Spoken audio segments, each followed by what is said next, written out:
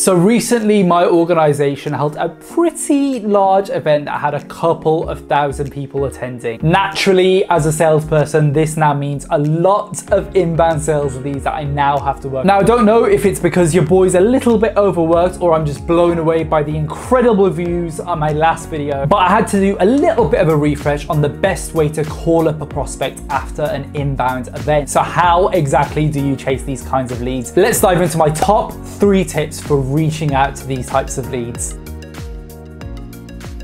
Find out if they attended. So throughout my career, one of the things I've noticed with these types of leads and event leads in general is that a lot of people register but don't actually turn up to the event. Even if they paid for the event, attendance usually isn't that good. A lot of people are genuinely scared of human interaction and are much more happy to wait for the recordings of the event. Knowing then if a prospect attended or didn't attend is going to be vital to the type of questions that we ask to open them up in the beginning of the call. If they attended the event, I like to ask them what their general opinion of the event was, what they enjoyed, what they didn't enjoy. If they didn't event, then I just like to ask them if they've got the recordings of the event or if they want me to send that over to share with the rest of their team. This just gives to your prospect before really asking them any deep sales questions. Use feel, felt, found. So using feel, felt, found, which is a definite tongue twister, literally try saying it 10 times in a row. It's just another one of those old school objection handling techniques, but guess what?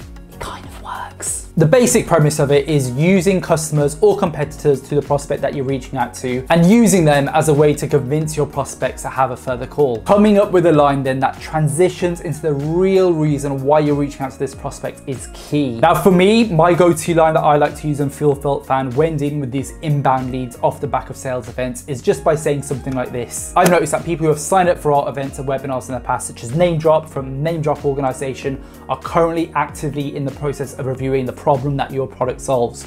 Is this the case for yourself? Propose the next steps. So once you drop this line, you'll either get a yes or a no. If they're not actively in the market or reviewing the problem that your product or their webinar covered, then just move on. There's no point chasing after these leads. If they are, however, let's not overcomplicate this as sales reps, business development reps, or whatever you want to call yourself in your own time. Keep it clean and just simply ask for one solid next step. This could be scheduling in a discovery call for one of your account executives, a web tour with a business development consultant, an in-person meeting. Just get something in the diary. A nice follow-up step is once you've actually got that next step booked in an email, obviously thank them for their time, but then also share some similar content to the event, the webinar, whatever it was that they registered for. For example, if the prospect you booked time in with is a finance manager or accountant and the initial event or webinar they attended was all around digitizing in the accountancy space, then maybe share some additional content that you might have handy around digitalization of finance. Again, it just goes back to giving rather than asking right away, and this is further going to help build a relationship, which is going to be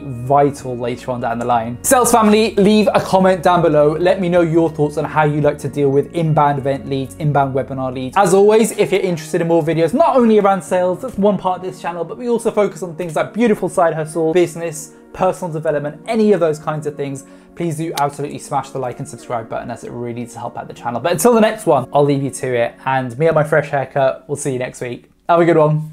Bye for now.